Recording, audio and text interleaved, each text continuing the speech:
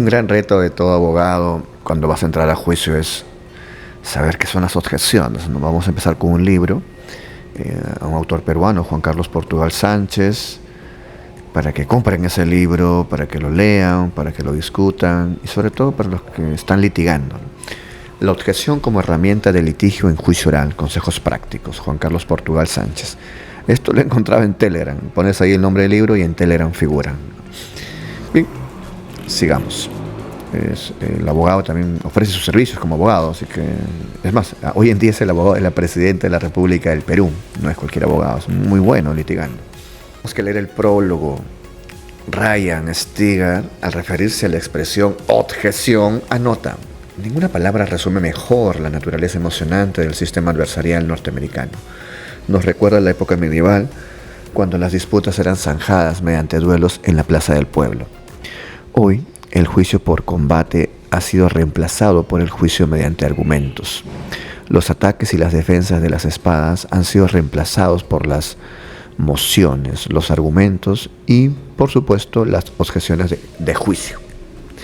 Durante los siglos, las objeciones han estado presentes en los juicios orales del common law.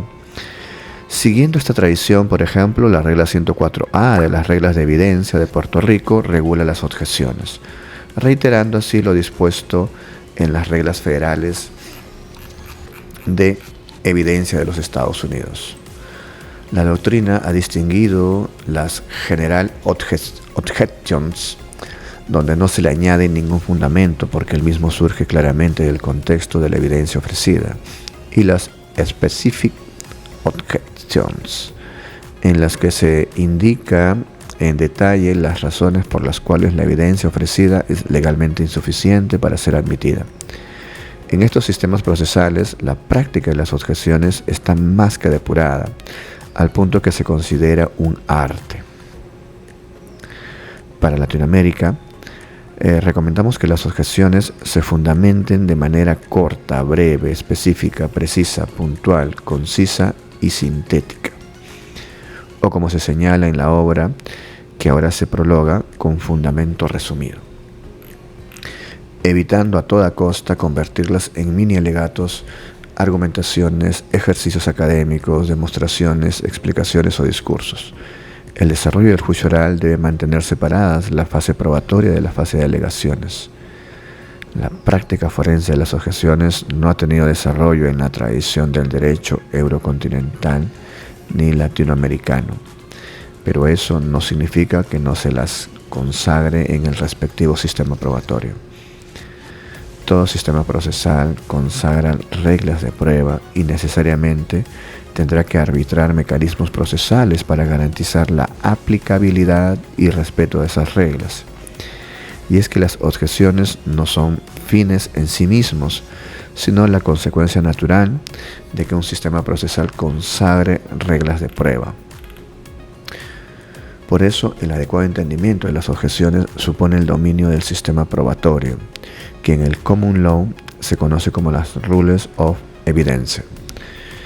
Así, por ejemplo, la ley de enjuiciamiento criminal española de 1882, a tono con lógica de los sistemas inquisitivos, consagraba un peculiar sistema de control para asegurar el respeto a las reglas de la prueba al disponer: artículo 709.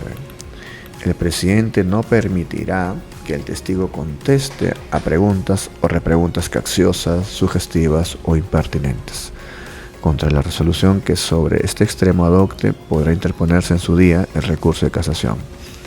Si se hiciere en el acto la correspondiente protesta, en este caso, el secretario consignará a la letra en el acta la pregunta o repregunta a que el presidente haya prohibido contestar.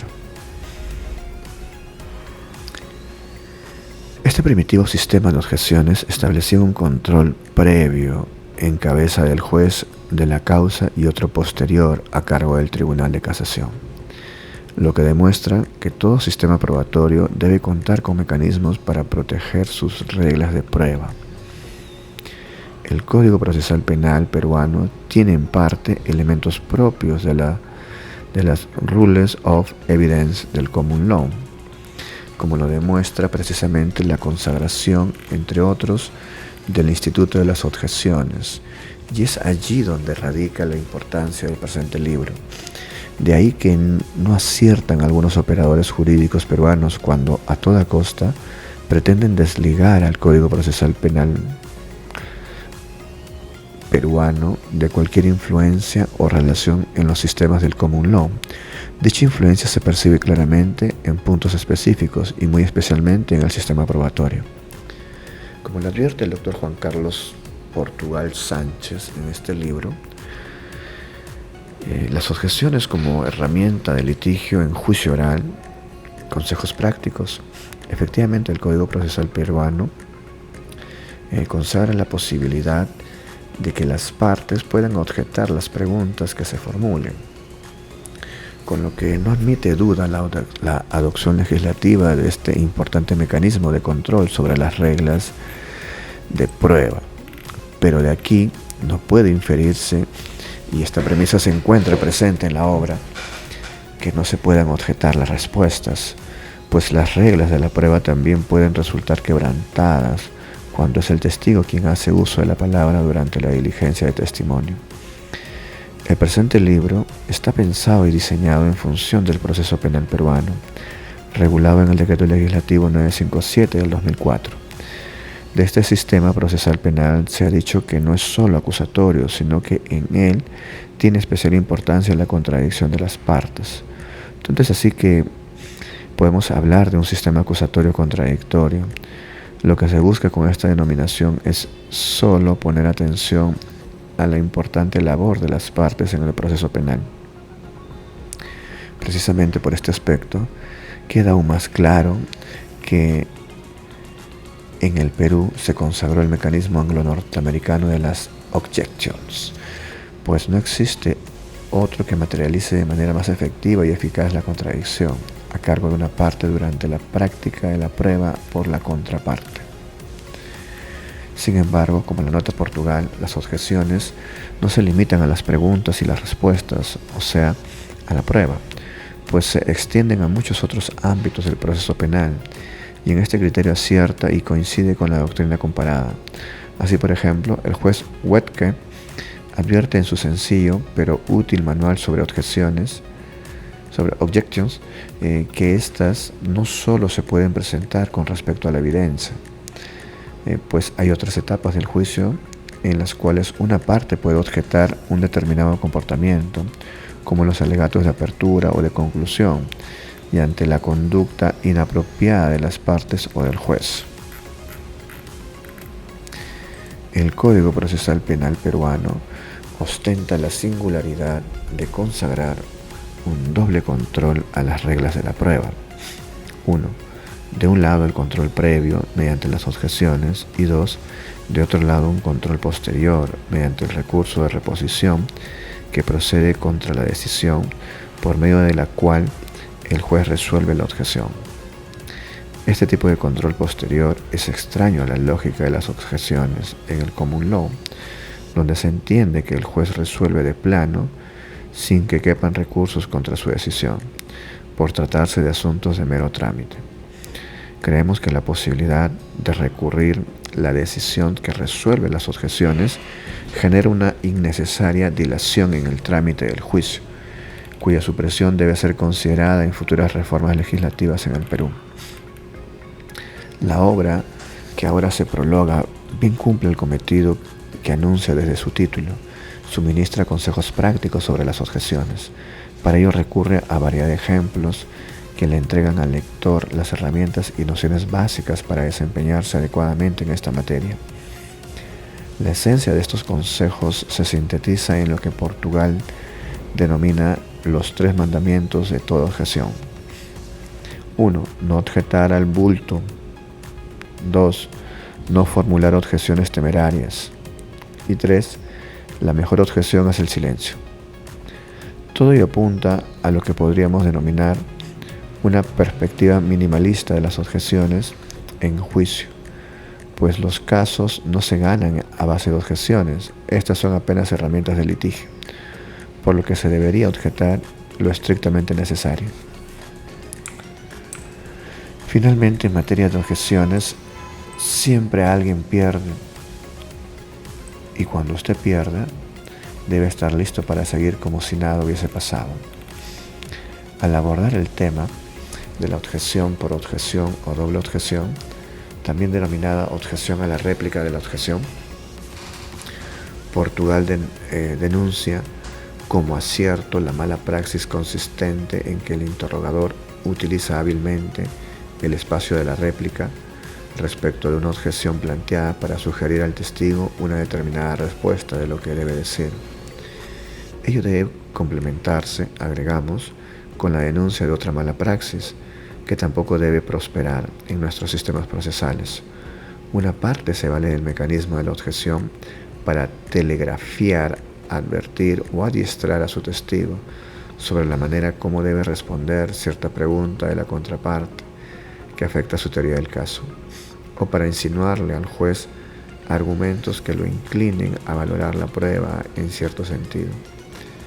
A este recurso impertinente se le conoce como la speaking objection, o más gráficamente, coaching objection. Son objeciones basadas en argumentos o sugerencias y son inadmisibles porque toda objeción que vaya más allá de simplemente declarar los fundamentos de la misma cae en esta categoría. La reforma procesal latinoamericana es muy reciente. Tenemos mucho que aprender sobre ciertos institutos que han sido desarrollados desde hace siglos en los sistemas del common law. Por eso es fundamental que se produzcan textos como la objeción, como herramienta de litigio en juicio oral, consejos prácticos del doctor Juan Carlos Portugal Sánchez, cuyo aporte celebramos porque de ese modo inicia un debate académico que debe continuar sobre materias que ahora son propias de nuestras legislaciones, pero en las que tenemos poco o ningún antecedente normativo, jurisprudencial o de práctica forense. Alejandro de Castro González, Medellín, 22 de noviembre de 2020. Tiene una presentación, vamos a empezar. El doctor Juan Carlos Portugal Sánchez pone a consideración de la comunidad jurídica, en especial de los abogados litigantes y fiscales, incluye también a los jueces, por supuesto.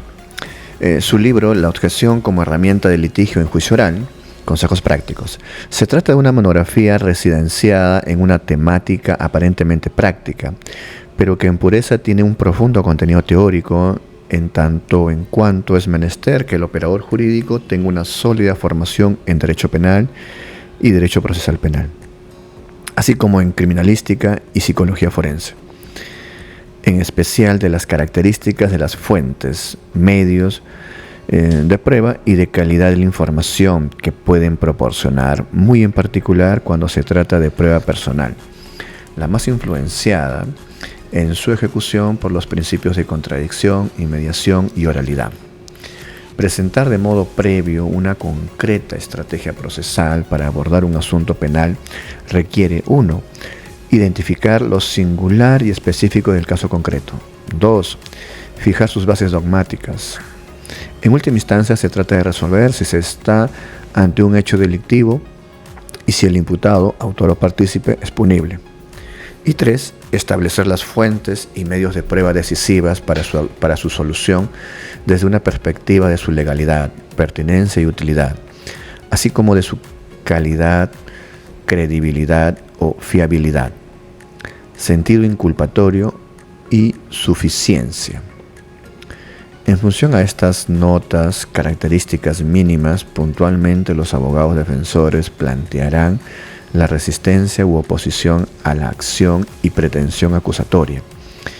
Ejercerán defensas procesales, cuestiones de competencia, cuestiones previas, cuestiones prejudiciales, excepciones, corte de secuela, por minoridad, etc.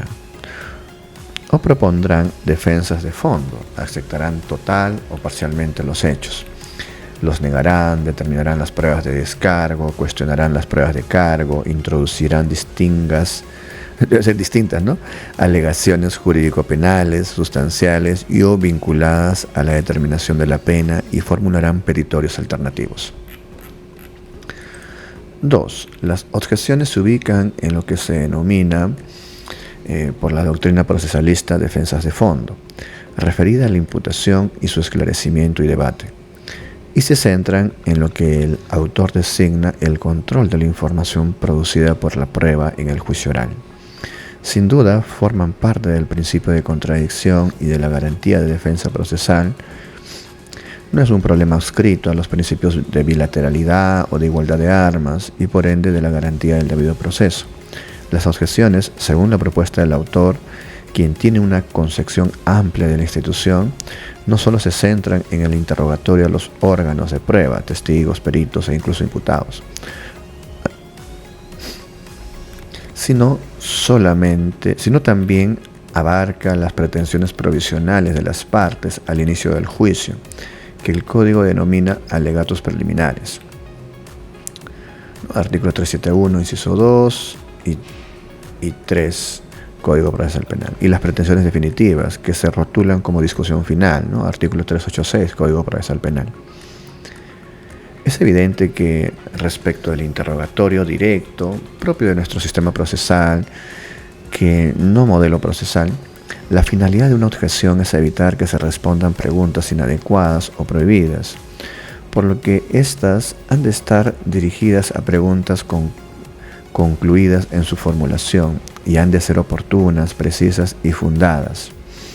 Se ha de identificar el tipo de objeción y, acto seguido, fundamentar la razón que lo motivó a objetar. La objeción demanda del juez una decisión inmediata, pues el interrogatorio no puede detenerse ni el juicio merece suspenderse. Se trataría de un supuesto no previsto legalmente, lo que a su vez exige un juez atento y proactivo que incluso ante los abusos reiterados de los interrogatorios inadecuados puede intervenir de oficio en aras de garantizar el cumplimiento efectivo del principio de contradicción y el deber de esclarecimiento propio del juez peruano en nuestro sistema eurocontinental. No es un proceso de tipo adversativo, característico del sistema anglosajón. Objetan las partes, en tanto es su potestad. El juez, de oficio, rechaza una pregunta indebida. En este orden de ideas, es oportuno resaltar lo dispuesto por el artículo 375, inciso 4, Código Procesal Penal. El tribunal se dirigirá al fiscal y a los abogados de las demás partes para que hagan los esclarecimientos pertinentes y, excepcionalmente, para interrogar a los órganos de prueba, imputados, agraviados, testigos y peritos, solo cuando hubiera quedado algún vacío. En esa misma línea, el artículo 378, inciso 4, Código Procesal Penal, autoriza al tribunal a declarar de oficio inadmisibles preguntas inadecuadas. Los límites a esta potestad están en función preferentemente al mantenimiento de la imparcialidad judicial como valor constitucional. Ambos preceptos, como es patente, no habilitan formular preguntas y desestimar interrogatorios de modo general o regular. El tribunal no puede convertirse en uno más de los actores en el duelo entre la pretensión punitiva y la resistencia hecha valer por el acusado.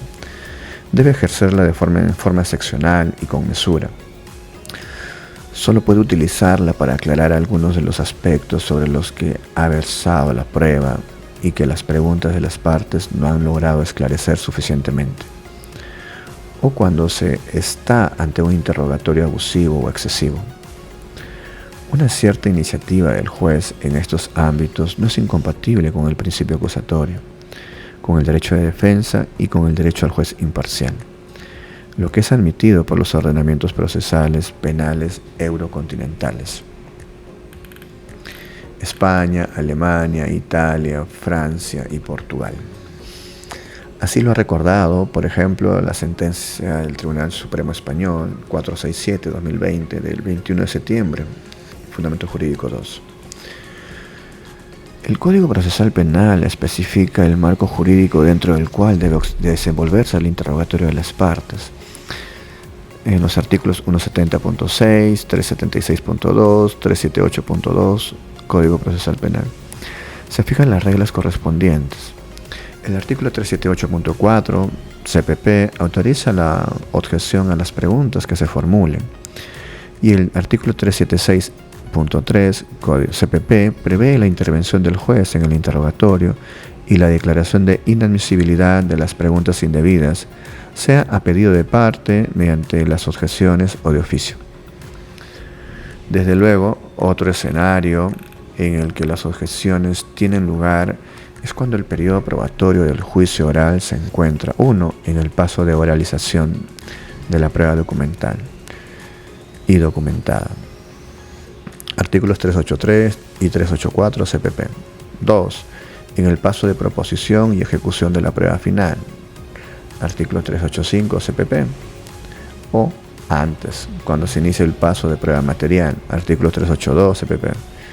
En estos casos se trata de oponerse a la actuación de una concreta prueba material, a la oralización de un determinado documento, escrito, electrónico, audio o video, acta o constancia, o a una puntual proposición de prueba final por su ilegalidad o impertinencia, o su inutilidad o ineficacia.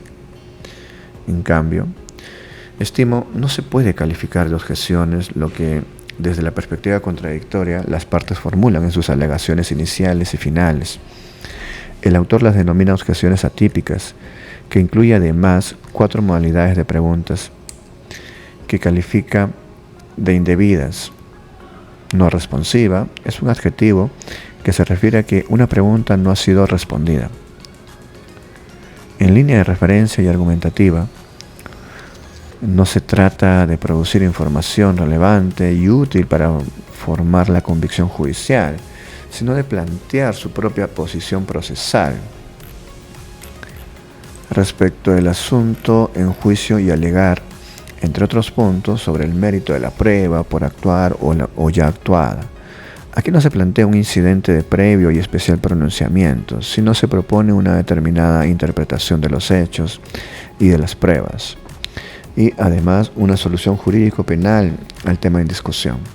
Son lógicas de encauzamiento de la discusión y debate, no de formación de la información que se introducirá al juicio desde los medios fuente de prueba. Como ya expuse, la objeción es una incidencia planteada por una de las partes. Por su intermedio, el peticionario introduce una pretensión de objeción, la cual, como es obvio, está formada en su ámbito objetivo, por una causa de pedir y una petición. La primera es el hecho jurídico que la sustenta, tipo de pregunta indebida legalmente configurada, y la segunda es lo que se demanda frente a ella, su declaración de inadmisibilidad. El argumento no integra la pretensión, pero es indispensable para justificar su solidez y fundabilidad. El juez debe resolver la objeción en función a la pretensión ejercitada, de suerte que incluso puede incorporar argumentos distintos a los planteados. No debe decir extra petita o ultra petita. El autor proporciona 4 argumentos por los que no es razonable que en el Código Procesal Penal se regule concretamente el sistema de objeciones. Tiene razón, una técnica de litigación es una habilidad debidamente organizada y sistematizada que se aprende y modifica constantemente según los avances de los conocimientos y de la experiencia calificada en un rubro delimitado. No es un asunto normativo, sino experimental, que genera terminantes destrezas. Además, el autor reconoce la especial complejidad de utilizar las objeciones y todo lo que ello requiere para su debido manejo. Es relevante en esta perspectiva el riguroso análisis de cada una de las posibles objeciones que pueden realizarse en el curso del procedimiento principal. Igualmente es encomiable el conjunto de observaciones al juez para que decida con corrección las objeciones que se le plantean. Si bien en la litigación propiamente dicha son las partes quienes tienen un rol activo y fundamental, el juez no es un convidado de piedra y además está obligado a conocer el marco jurídico y límites del interrogatorio y de la correcta ejecución de los medios de prueba, para así poder dictar decisiones interlocutorias que propendan a una sentencia materialmente correcta, obtenida conforme al ordenamiento procesal penal y que restablezca la paz jurídica.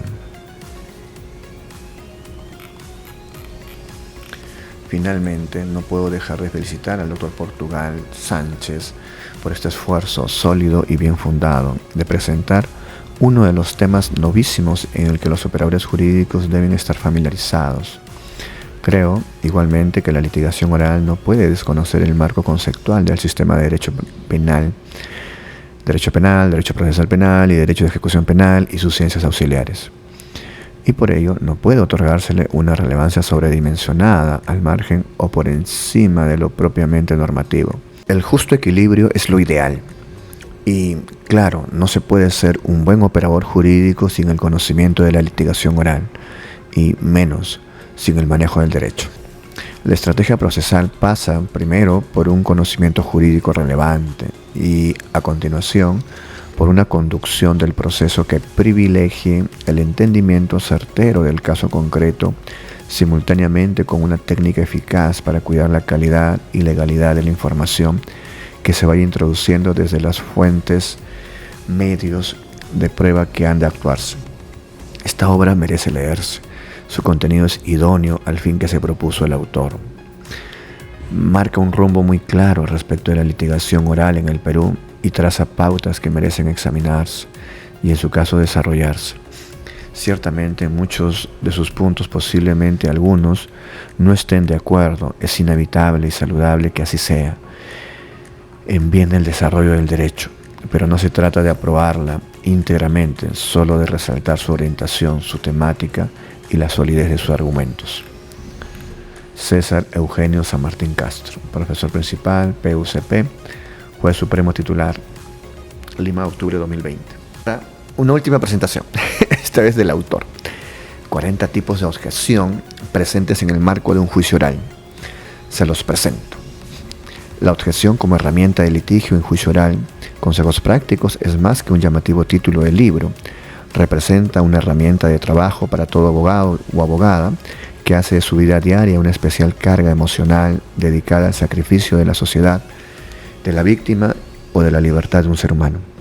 Para aquel abogado que hace del litigio su hábitat y forma de vida. A través de su lectura espero convertir este libro en un manual de cabecera presente en todos los espacios en donde se desarrolle un juicio oral en el Perú. Ambiciono que, al lado del Código Penal o al lado del falso expediente, que todo abogado lleva a juicio, esté presente este libro para ser abierto las veces que sea necesario.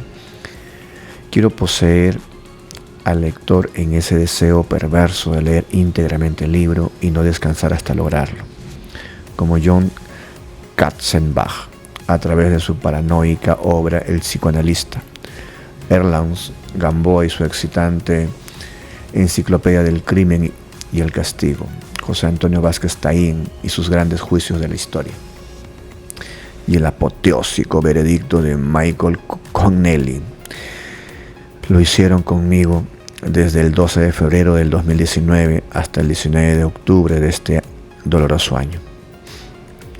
La objeción como arma de litigio en juicio oral, consejos prácticos, es el primer libro en el Perú y en Sudamérica que desarrolla profundamente esta institución. Existen trabajos nacionales e internacionales sobre la objeción como parte del contenido de un tratado, manual o libro sobre el juicio oral o el proceso penal, con un desarrollo escueto y tímido, pero no uno que se ocupe de él con exclusividad. Este dato hizo que mis deseos de elaboración se conviertan en una ambición y reto profesional, y que, en definitiva, medía mi compromiso y esa pasión que tanto pregono en los círculos académicos. Soy convencido de que no toda ambición enferma o daña, como la económica. Existen dos de ellas capaces de secuestrar la felicidad a la persona, la ambición académica y la ambición del amor. La primera nos empuja y exige a leer más que el resto, a conocer más que los demás, a ser imbatibles y elegantes de conocimiento. Cualquier vestimenta se ve linda con un buen cerebro. A capacitarnos de forma constante, a estar en uno y otro curso para instruirnos y tener la máxima sabiduría académica posible, a tener una y otra maestría, o a obsesionarnos gratamente con un grado de doctor. La segunda, la ambición del amor, nos hace seres humanos más afectuosos, más bondadosos, más sabios de corazón. Querer y amar profundamente son dos caras de la misma realidad. he tratado de realizar un desarrollo exhaustivo y serio de cada uno de los escenarios que rodean el arma de la objeción, con el propósito de que usted, querido lector, tenga un concepto amplio, íntegro y especializado del tema. No me he guardado absolutamente nada, en palabras toscas y sencillas, y no lo hice porque justamente para eso se hacen los libros, para expresar todo aquello que en una audiencia, actividad académica o aula universitaria, dada la brevedad del tiempo, no se puede decir. Sirve para que nuestras humildes ideas y nuestros cerebros se constituyan en el océano de los lectores nadadores. En el capítulo 1 entenderemos ampliamente su definición y finalidad, así como su penetrante importancia en el derecho a la defensa y su directo vínculo con el principio de contradicción en el marco de un juicio oral. Finalizaremos absolviendo la pregunta acerca de su regulación en el Código Procesal Penal y si ésta resulta epistémicamente útil o no. En el capítulo 2 se analiza una propuesta de estructura que ciertamente no constituye un ritual protocolar de carácter obligatorio para que el proceso de objeción se afirme como válido, sino únicamente eso, una propuesta en clave de sugerencia para diversos tipos de estilos y litigantes. En esa línea, desarrollo tanto las objeciones comúnmente conocidas, a las que denomino típicas, y sobre las cuales no existe mayor rebeldía o confrontación con la autoridad a cargo del juicio oral.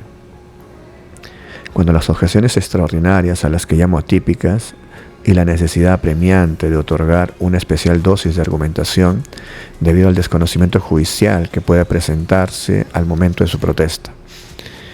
En esa cadena de ideas, me permito formular algunas ideas acerca del modo en cómo debemos culminar nuestra intervención, a través de la pretensión mediante una frase antojadiza. Dime el tipo de objeción que formulas y te diré el tipo de pretensión. En el capítulo 3 evalúo algunos aspectos complementarios, aunque necesarios para el momento en que el abogado sale en escena. La personalidad y el estilo del litigante nos permitirá entender que este último es indiferente, cuando lo que realmente importa es el mensaje que se desea transmitir. Y esto puede hacerlo un abogado vehemente, gritón, escueto, apasionado o parco. Desarrollo asimismo algunos mandamientos implícitos en toda objeción y genero algunas reflexiones sobre los principales demonios con los que convive un abogado litigante en tiempos actuales. La desconcentración y el infierno como resultado, un deficiente desempeño en juicio y la máxima condena de todo abogado, su conciencia producto del desempeño profesional desarrollado. En los capítulos 4, 5, 6, 7 y 8 desarrollo las objeciones a los alegatos de apertura y clausura y la absoluta posibilidad de hacerlos. La objeción a las múltiples preguntas que defectuosamente pueden formularse durante un examen directo o contraexamen en juicio oral, la objeción por infracción a la legalidad normativa, la objeción por infracción al procedimiento y las objeciones complementarias, respectivamente. 37 tipos de objeción. 37 tipos de objeción con sus correspondientes ejemplos, en vastas cantidades y para todos los gustos y apetitos académicos. 37 tipos de objeción entre comunes, novedosos y de clandestino y extraño conocimiento hasta hoy. 37 tipos de objeción que merece su propio foco de reflexión, lectura y análisis. No los desarrollaré en estas líneas, dado que ocupan un especial y agotado análisis en estos capítulos. Les aseguro que en algún momento de nuestro ejercicio profesional han omitido formular estas objeciones. Que sea el lector su principal reflector. El capítulo 9 podría verse como un apartado desafiante para toda autoridad judicial y para cierto importante sector podría representar además una ignominia a su investidura como conductores del juicio y garantes del debido proceso. Nada más inexacto. Representa escenarios de advertencia para evitar ser castigados por la objeción. Detrás del podio, detrás de la medalla y el terno, son seres humanos y por tanto vulnerables al error. Representa una alerta para precisamente no hacer lo que grafico en los ejemplos de mi libro. es todo lo contrario a un golpe certero al ego.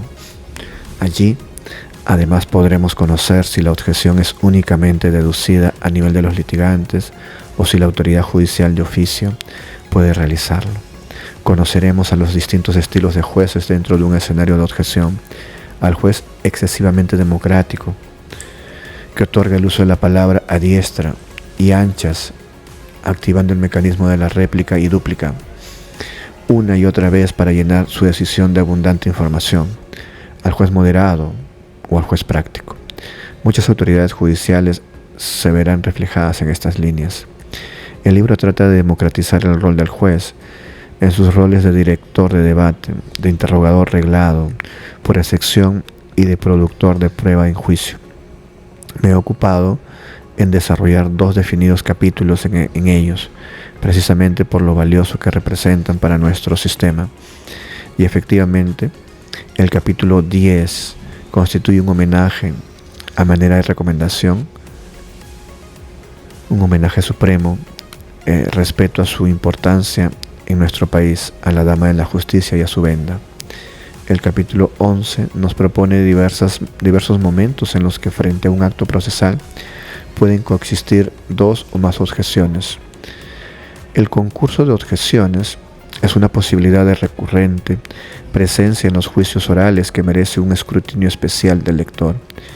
Y por último, en el capítulo 12, hacemos un breve estudio de la objeción como naturaleza incidental dentro de la regulación del Código Procesal Penal y el tratamiento recursal, a través de la reposición frente a situaciones de rechazo. Un suculento menú lleno de objeciones para un lector comensal. La comprensión práctica de cada una de las objeciones se encuentran garantizadas.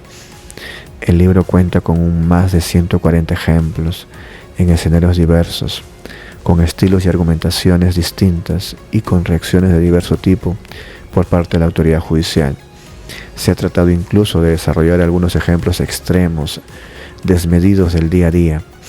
El libro es el reflejo y espejo de muchas de mis experiencias y estoy seguro que de las suyas también. En el libro están presentes extractos de series y películas como Pink, Crímenes Americanos, el caso O.J. Simpson, El Juicio, Tiempo de Matar, El Exorcismo de Emily Rose, Legítima Defensa, y Así nos ven. Han sido elegidas por su contenido judicial e incorporadas deliberadamente con la finalidad de seducir al lector.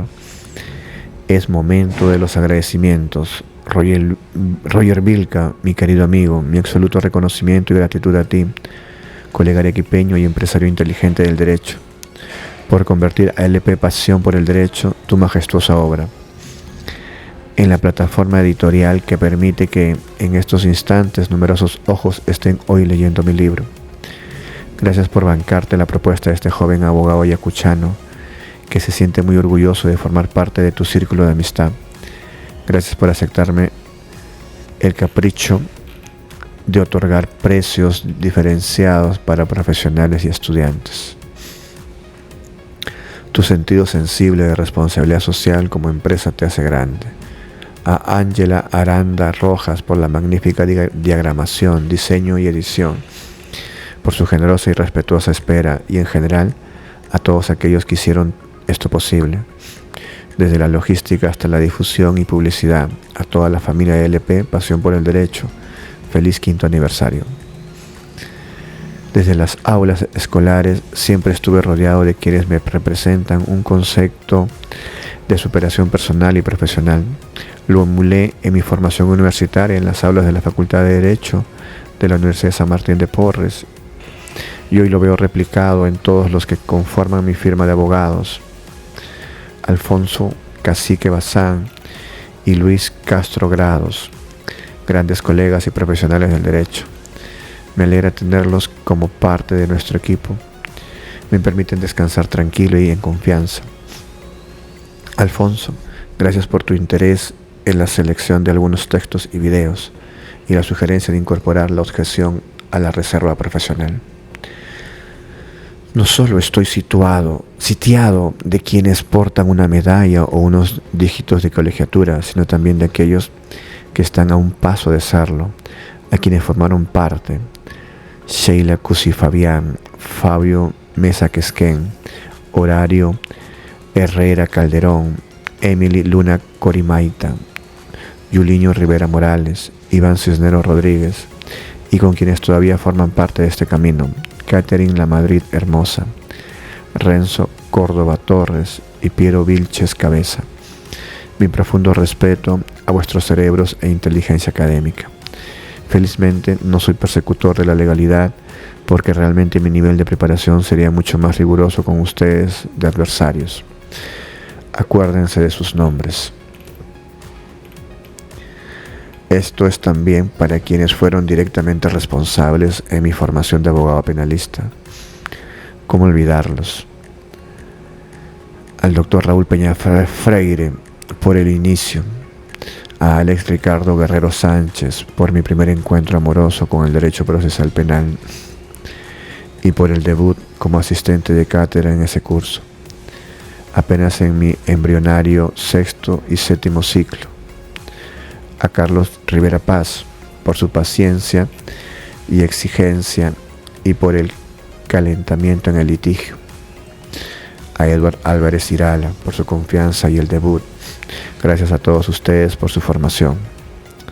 A Ernesto Álvarez Miranda por confiar en la docencia juvenil de nuestra casa, la USMP, por confiar en mí y en muchos otros. Este libro representa un fruto de su decisión.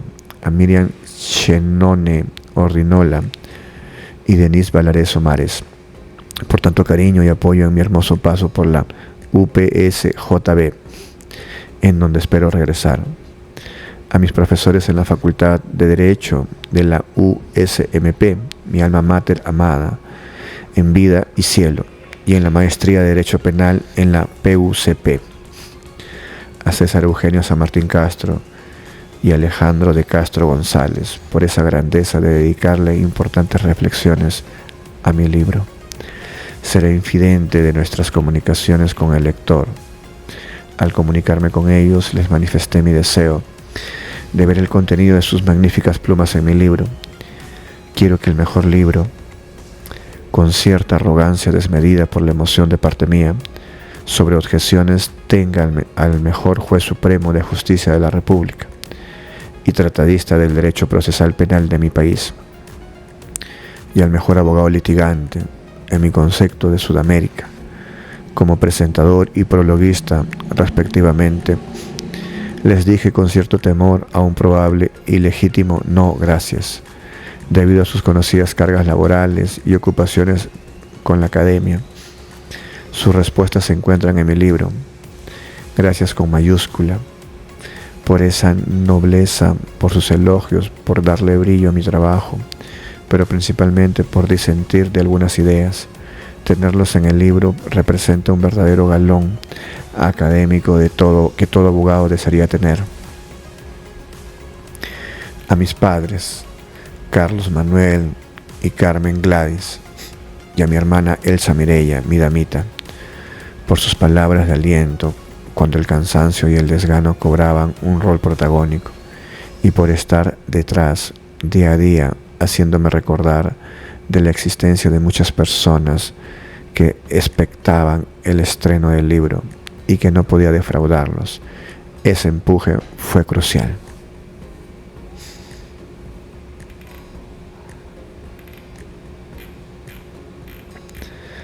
A mis queridos alumnos y alumnas, esto es para ustedes con mucho amor y dedicación.